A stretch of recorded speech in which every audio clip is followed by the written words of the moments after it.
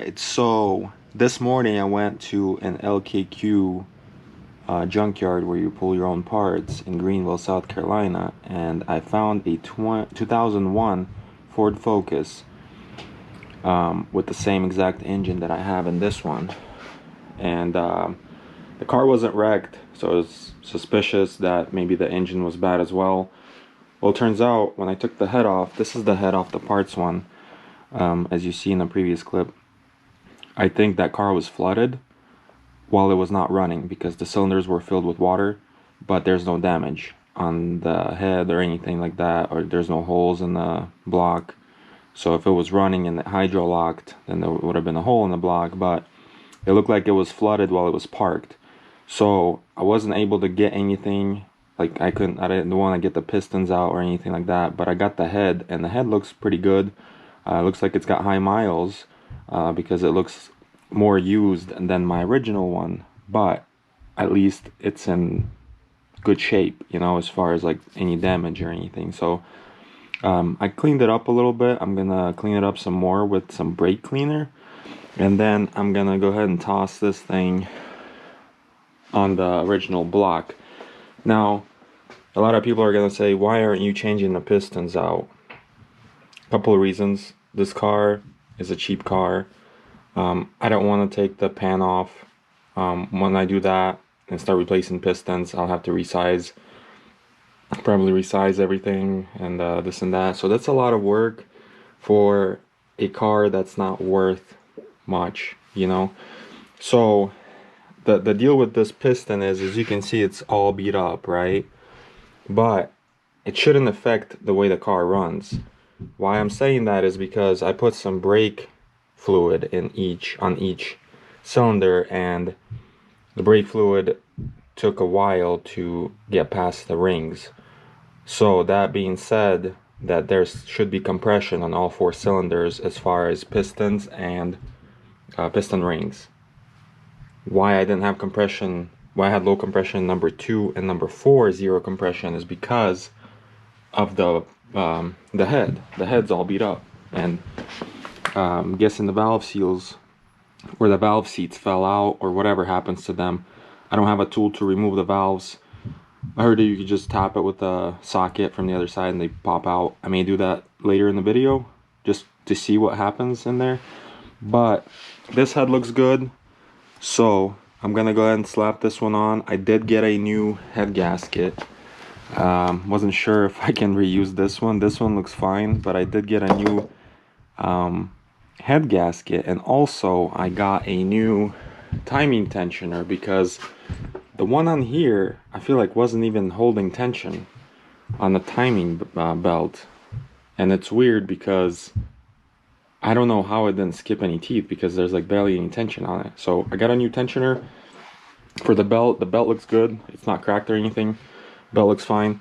So new tensioner on the timing, original belt, used head with the new head gasket. I'm gonna clean everything up again, and then I'm gonna go ahead and reseal everything and then check compression before I even connect any intakes or headers or anything like that. I'm gonna go ahead and check for compression, and I should be able to have compression. Also, with the used head, I didn't feel like removing the header at the junkyard because those bolts were seized. I ended up taking it, and here's the plan with that.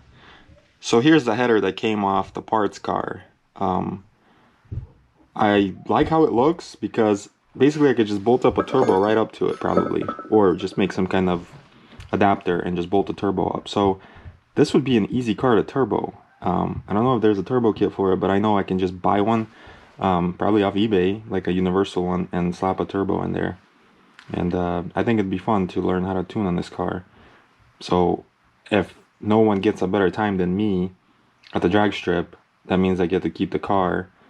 So after that, we're just gonna turbo it and then try to do that again back to the drag strip. So should be fun. Stay tuned, like and subscribe.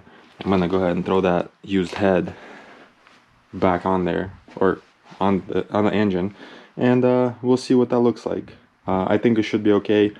I'm a little bit worried about cylinder number 4, the piston itself, but like I said, I mean, it holds fluid, so there should be compression.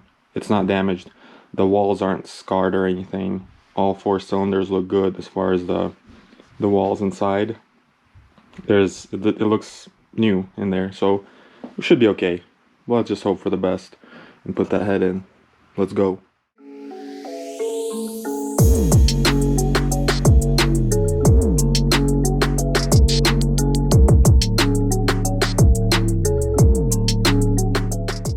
Alright, so the head's back on, the new timing tensioner's on there, and the belt is timed.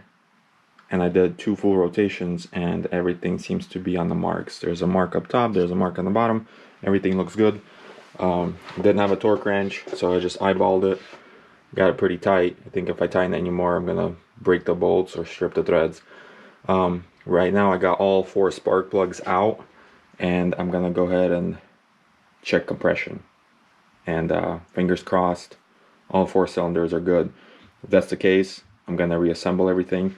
And I just remembered that this stud was broken on the header, and I forgot to drill it out, so I'm gonna have to drill it out on the car.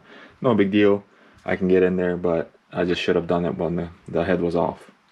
So let's check compression and see what it looks like.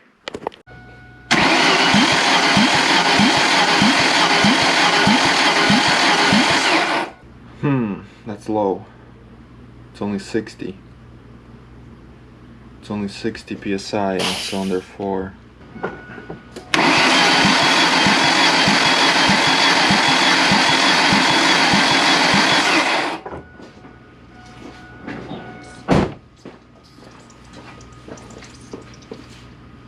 Number 3 is 0. Pretty much. What the heck? Is this... what's going on? Okay, so right now the compression is a little weird.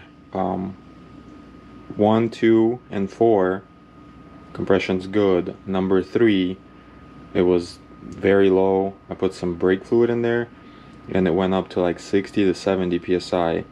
So I'm guessing the piston rings are maybe stuck or something, but it was weird because before, with the other head, we had good compression. Compression was low, and 2 and 4 was 0. So I don't know. I think I'm just gonna assemble it and try to start it, because I don't want to remove the head again and mess with that. So I'm gonna go ahead and assemble everything back and try to see if it runs. And I guess hope for the best. The timing is right. I double checked the timing and everything. Everything looks good. So I guess assembly time. Let's do it.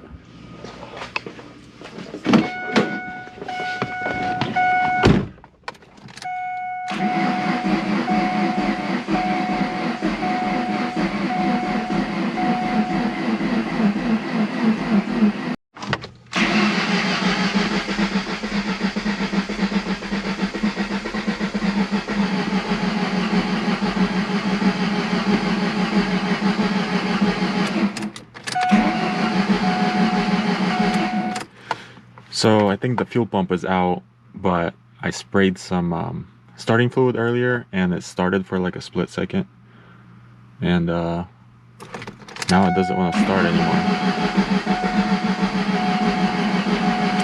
So the fuel gauge doesn't work. I added like 3 gallons I think into the tank, and it didn't go up, so I guess the gauge doesn't work, or the sending unit is completely out.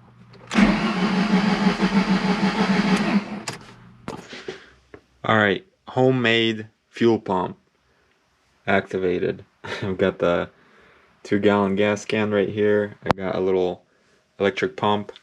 I'm gonna go ahead and hook this up to the positive. And we got fuel pumping, so let's try to start it.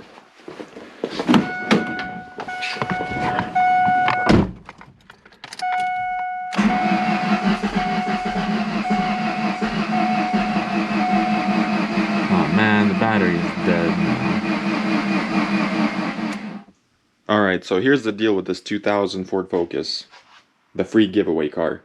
I reassembled, I put the used head on there with the brand new head gasket and tried to make it work, but turns out I was not smart by not removing the pistons and checking the piston rings and things like that, because metal could have got in there, and that's why I have low compression on 3 and 4. So I'm just gonna do this right. I'm gonna disassemble the whole head, remove the head, remove the pan, remove the pistons. I got a bunch of parts that came in. I've got new valves, all of them. I've got new pistons. I've got new gaskets. I've got new rod bearings. Everything I have in this kit is new. I also got a fuel pump and a fuel filter. So once I'm done with the engine up here, I'm gonna drop the fuel tank, put a new pump in. So this car is supposed to be running perfectly, hopefully, when I'm done with it. So it sucks. I hate doing the same thing over again, but this is a lesson, I guess. Once again, if you're gonna do something, just do it right the first time and save time, because yeah, I know for a fact that on the intake side I had to reuse the gasket. Actually, I didn't reuse the gasket, I didn't have one, so I put a bunch of RTV on it. So that's gonna be fun, taking it apart. Also, once I get the head off, I wanna fix the broken studs and just replace all the studs, because they're all rusted and they're falling apart and breaking on me. So I'm gonna make sure that's all good, because I have all new gaskets, valve cover gasket, header gasket, every gasket you can think of on this engine, I have it. It all came in the kit. Yes, I got this kit off eBay and it was like 300 something bucks for everything, besides the valves. The valves I had to buy separate, and the valve seats are not here yet, but they will be. So on Monday, which is the next day, this head is gonna go to work with me, and my friend at work said he's gonna help me change the valves. I've never done it before. I've never rebuilt an engine before. So this should be fun. I really hope this is gonna run good, so then we can have fun with this car on the track. So let's rip this thing apart. Okay, the head's ready to come off. The cool thing is about that kit is it came with new head bolts as well, so I won't have to reuse those. I know it's always good to change the bolts.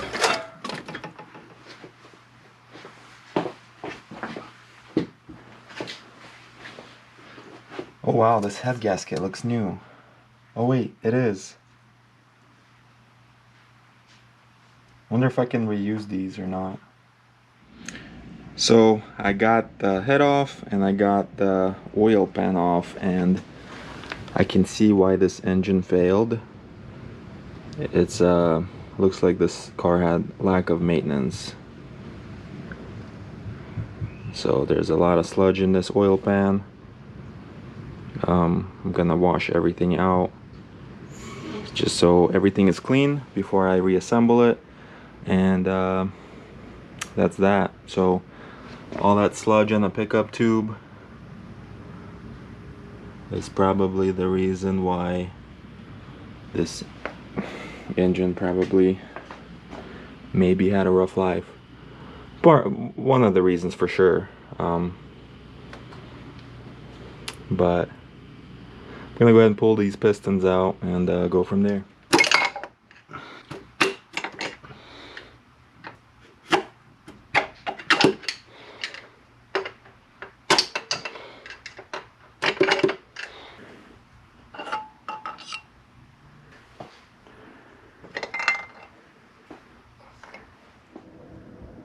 So just like my friend and a few other people told me that the rings would be stuck, at least on one of the cylinders, which was number 4. They weren't broken, but they were just stuck, and I tried to get them out and they broke. So that's why there was no compression on number 4. The other rings are okay. I mean, they're decent. So technically I could just throw new rings on. The rod bearings were decent.